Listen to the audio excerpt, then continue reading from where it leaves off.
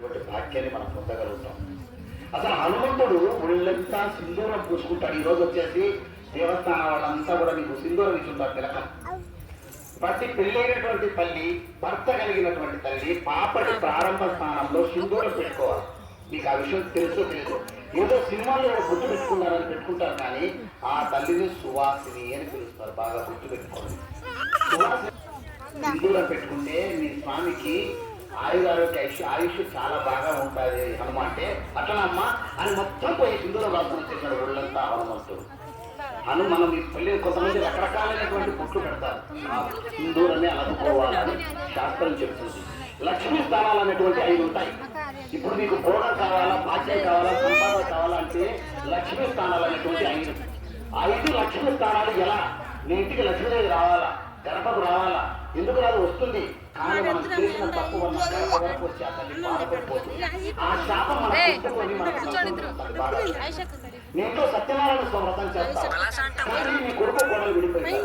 నీతో బ్రహ్మాండమైనటువంటి మంగళ గౌరీ వ్రతం చేస్తావు, నీ కూతురు అల్లుడు కొట్టుకొని బయటకు పెడతారు. నువ్వు కూడా పూజలు చేస్తావు, తొందరగా నీ భర్త చనిపోతారు కొంతమందికి. ఎందుకో కారణం, మనం చేసేటువంటి పూజలో చాలా మందిని పిలుస్తాం, అందరికీ వాయనాలు ఇస్తాం, పంచపక్ష ప్రమాణాలు పెడతాం, కానీ మూలమైనటువంటి ఒక విషయాన్ని చేయకపోవడంతో తల్లి లక్ష్మీదేవి మీ ఇంటి దగ్గరికి మన ఇంటి దగ్గరికి ఇప్పుడు కొంతమంది భర్త ఎలా ఉండాలా, వాళ్ళిద్దరు ఎలా నడుచుకోవాలా. ఇప్పుడు ఇది శుభకార్యం, ఈ కార్యక్రమానికి మీరంతా వచ్చినారు. మీరు ఎవరైనా భార్య భర్తలు ఇద్దరు కలిసి వచ్చినటువంటి వాళ్ళు ఉంటే కనుక ఇప్పుడు మీరందరూ కలిసి ఇంత మంచి కార్యక్రమానికి ఎవరో ఒకరు ప్రసాదం చేసుకొని తెచ్చినారు లేదా ఉంటారు. ఇక్కడ కాదు, రేపు కృష్ణాష్టమికో లేదా వినాయక చవితికో ఇంకొక పండగకో శ్రీరామనవమికో ప్రసాదాలు చేస్తారా చేయరామా? లేదు, ఎవరిని 10 మందిలో 10 మందిలో పిలిచి అందరికి కాళ్ళకు బాగా రాసి పసుపు ఇచ్చి ప్రసాదం ఆయన ఇచ్చి పంపిస్తారు లేదా? పలకతల్లి నీళ్లు బంగారు గాను పలకంగా ఉండాలి. నోటి ముఖ్య నీళ్లు బంగారు గాను మరి పలకరేంటి మీరు తెలుగుస్తాడు దానికి సరిపోలే కూడలే పెట్టాలా, పెట్టి తీరాలా, ఆ కుండ నుంచి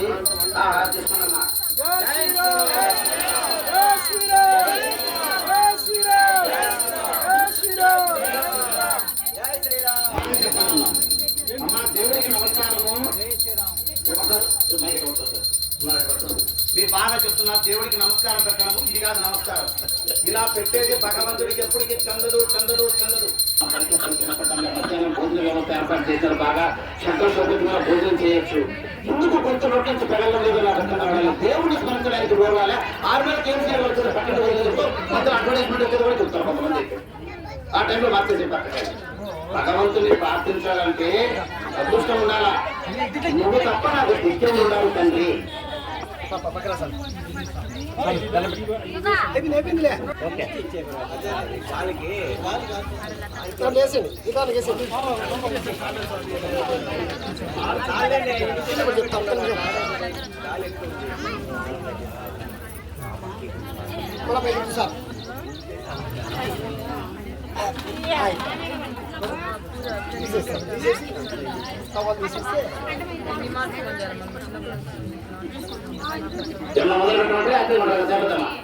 ఇష్టముందా చెప్పంటారా? హనుమంతుడి గురించి ఆయన మాట తీరు అద్భుతమైనటువంటి చొప్ప మాట్లాడారు. శ్రీరాముడు లక్ష్మణుడు సీతమ్మ తల్లిని వెతుకుతూ అరణ్యంలో నడుస్తూ వచ్చినప్పుడు సుగ్రీవుడు వచ్చేసి వాళ్ళని చూసి భయపడ్డాడు. వారినే మమ్మల్ని చంపడానికి దేవుని ఈ రూపంలో పంపించినాడు హనుమ, నువ్వు కనుక్కో అని అతను సుగ్రీవుడు ఆ చెప్పు ఈ చెప్పు అన్ని ఎగిరెగిరిపోతుంటే అప్పుడు హనుమంతుడు అతని దగ్గర మంత్రి, అతను రాజు. ఈ రోజుల్లో మనం చూడండి ప్రజాపాలకులు ఎట్లుండాలి. అతని ఉదాహరణకు నువ్వేం రాజు అయ్యా, సిగ్గులే నీకు? ఏందో ఎవడో వచ్చిందంటే భయపడతావు, ఈ చెప్పు చెప్తావు, ఆ చెప్పు చెప్తావు, దాక్కుంటావు. ఎదురుగా ధైర్యంగా నిలబడుకోగలిగినటువంటి వాడు రాజు. ఎవడొచ్చాడో తెలుసుకోవాలా, నువ్వు భయపడిపోతే ఎట్లా? మంత్రి అనేటువంటి వాడు ఎంతో చక్కగా సలహా ఇచ్చినాడు సుగ్రీవుడికి. అయితే హనుమ నువ్వే పోయి అతనితో మాట్లాడు, వచ్చినతో వాళ్ళు ఎవరో కనుక్కో. హనుమ నువ్వు వాళ్ళతో మాట్లాడేటప్పుడు నీ ముఖం నా వైపుగా చూసి నాకు సిగ్నల్స్ ఇస్తా ఉండు. వాళ్ళ శత్రువులు అయితే చెప్పు, నేను ఇక్కడి నుంచి ఇట్లా పారిపోతాను. అంత మంచిగా మాట్లాడతాడు జాంబవకు. అది సుగ్రీవుడు సామాన్యం కాదు చూడే.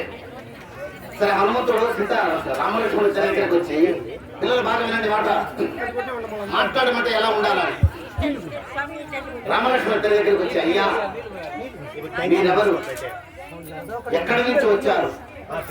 మీరు వేసుకున్నటువంటి మీరు ధరించిన ఈ వస్త్రాలకు, మీరు చేత పట్టినటువంటి ఆయుధాలకు సంబంధం లేదు.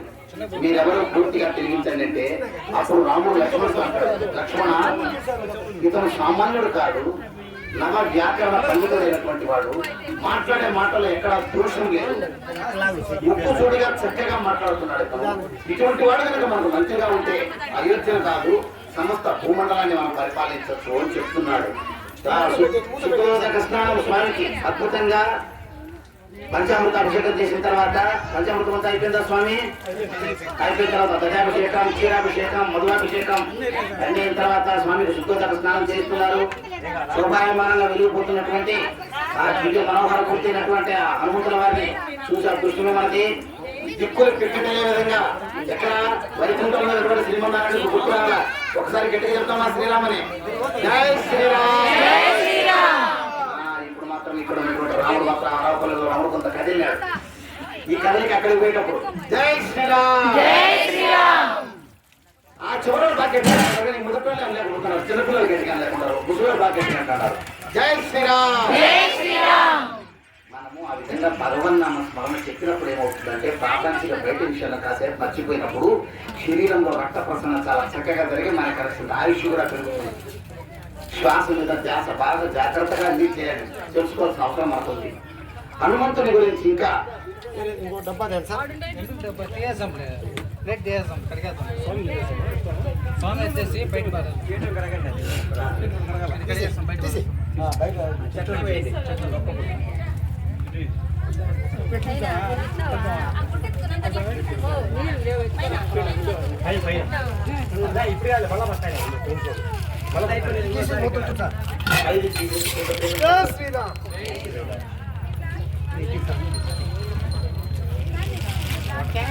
మనము ఎక్కడైనా కళ్యాణానికి సౌందర్య స్వామి దేవస్థానం కళ్యాణం కావచ్చు, వినాయకుడి కళ్యాణం కావచ్చు, రుక్మిణి సత్యభామ సహిత కృష్ణాష్టమి రోజు కానీ ఇక్కడ కానీ ఇక్కడికి వచ్చినప్పుడు కొద్దిసేపు కూర్చున్నా దేవుడిగా చూడండి, ఆ చేసేటువంటి ఉద్ధరించబడతాయి.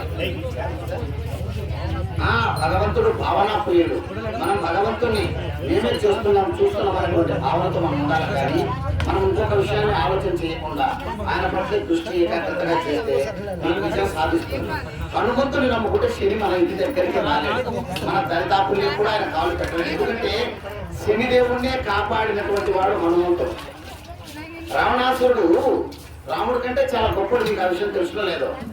మనం మామూలుగా ఆయన యుద్ధం చేయాలనుకున్నప్పుడు రాముడు జాంబవంతుని పెద్దగా పంపిస్తాడు, నేను లంక మీద యుద్ధం చేయాలా, పోయి నాకు గ్రామ పురోహితుడుగా కూర్చొని రాపో నాగరాజ స్వామికి మన పురోహితం చేశాడు. ఆయన పిలవడానికి పిలిస్తే ఓకే నేను ఉదయం వచ్చేస్తాను బ్రహ్మముహూర్తంలో అతనికి యజ్ఞం చేయడానికి, మంచి ముహూర్తం చేయడానికి ఏం చేస్తాడు. అప్పుడు రావణాసుడు బుధుడు గురుడు శుక్రుడు గ్రహాలన్నీ ఉంటాయి కదా, రే శని రేపు నేను రాముడికి యజ్ఞం చేయడానికి వెళ్తున్నాను, నువ్వు కనుక ఉచ్చ స్థితిలో ఉంటే నేను ఇక్కడ యజ్ఞం చేస్తే మంచి ఫలితం దక్కదరా, రే శని నువ్వు మూసుకొని ఇక్కడ ఉండరా. శనిని కాళ్ళ కింద బట్టి తొక్కినటువంటి వాడు రావణాసురుడు. రాముడికి కూడా అంత శక్తి లేదు. శనిని తొక్కుకుంటూ రోజు పోయి ఆస్థానంలో పోయి ఆయన కుర్చీలో కూర్చుంటాడు రావణాసురుడు. బుధుడు గాని గురుడు గాని అందరినీ గ్రహాలను అంతటి గ్రహ స్థితితో మార్చి రాముడికి వచ్చి యజ్ఞం చేసినటువంటి వాడు రావణాసురుడు. అటువంటి శనిని రావణాసుడు అక్కడ బంధించుస్తే అతని సంఖ్యలు పెంచి వదిలేస్తే విముక్తి కలిగించినటువంటి వాడు హనుమంతుడు.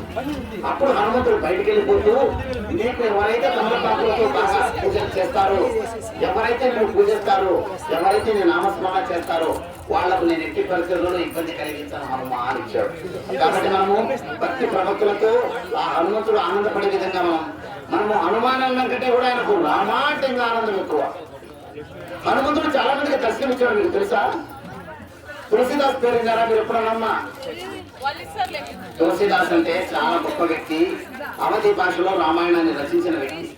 ఆయనకు విపరీతమైనటువంటి రామభక్తుడు. ఆయన ఏం చేసినాడంటే రామ రామ రామ రామ అని ఎప్పుడు అంటుంది. నాకు రామదర్శనం కావాలని అనుకున్నటువంటి వాడు తులసిదాస్. అయ్యా కాశీలో ఉన్నటువంటి హనుమాన్ ఘాట్లో ఒక ఆయన రామాయణం గురించి చెప్తున్నాడు. రాముడి గురించి చెప్పేటప్పుడు ఇక్కడే కూడా ఇప్పుడు మనం రాముడి గురించి మాట్లాడుకున్నా ఇప్పుడు కూడా రామ అనే పదం ఉంటే చాలు, హనుమంతుడు మనకు తెలియకుండా ఏదో ఒక రూపంలో ఇక్కడ వచ్చి ఉంటాడు. అంత గొప్పది రామ. ఒకటే వచ్చిందా?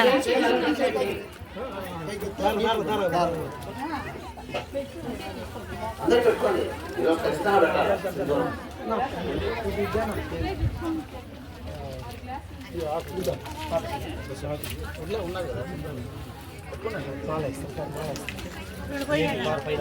అవి నీళ్ళు మొత్తం చల్లేదు కొడుకున్నాడు sir sir right sir right sir. జై శ్రీరామ్.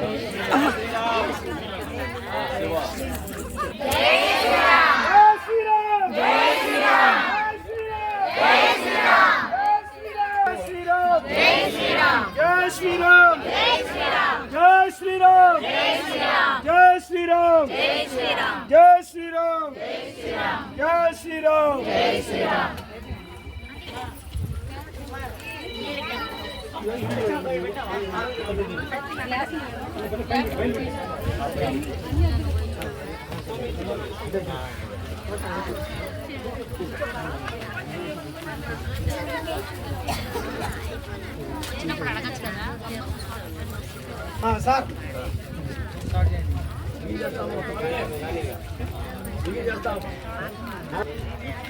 పాపం చాలా తగ్గించినటువంటి రామదర్శనం కావాలంటే కాశీలో ఉన్నటువంటి హనుమాన్ ఘాట్ లో ఒక వ్యక్తి రామాయణం చెప్తున్నాడు.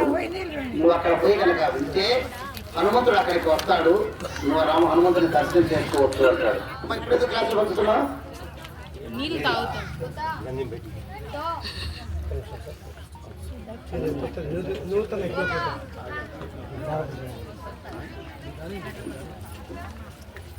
అప్పుడు తులసిదాస్ గారు ఎట్లయినా నేను రాముని దర్శనం చేసుకోవాలా, హనుమంతుని దర్శనం చేసుకోవాలని అక్కడ హనుమాన్.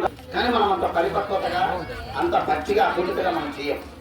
ఎక్కడైనా రామనామం రాముడి గురించి చెప్పుకుంటున్నారు అంటే అందరికంటే ముందు వచ్చి కూర్చుంటాడంట హనుమంతుడు, అందరికంటే చివరిలో వెళ్ళిపోతాడంట హనుమంతుడు.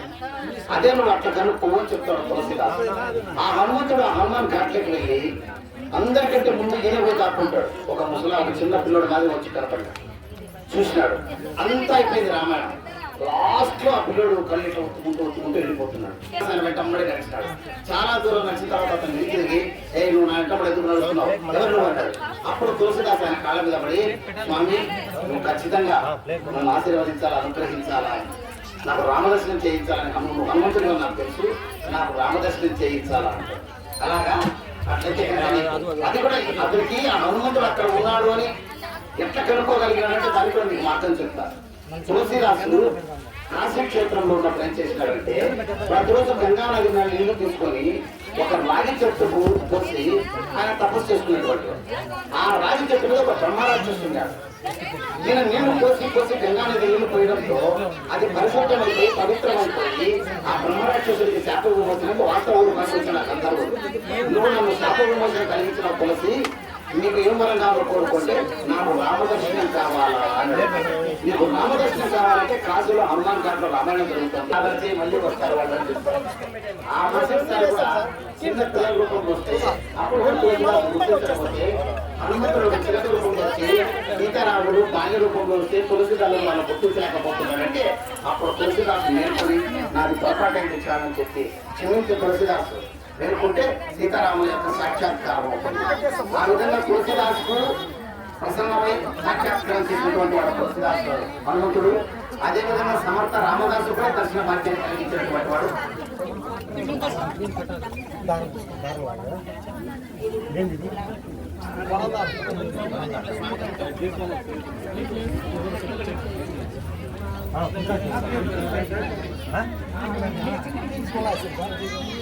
అన్ని బాగా నీట్గా వస్తాయి సార్.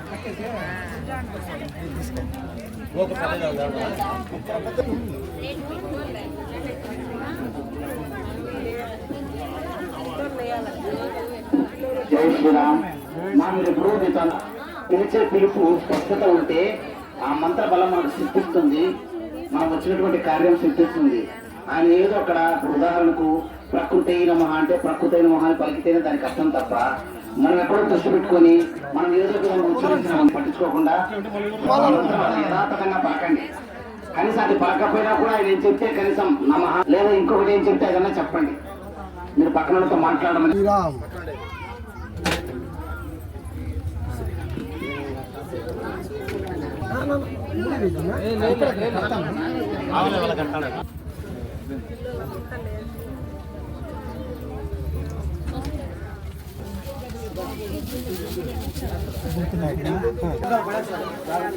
ఇలా కూర్చొని కాకుంటే పిల్లలు వదిలేసేయండి, పెద్దవాళ్ళు కూర్చుంటారు.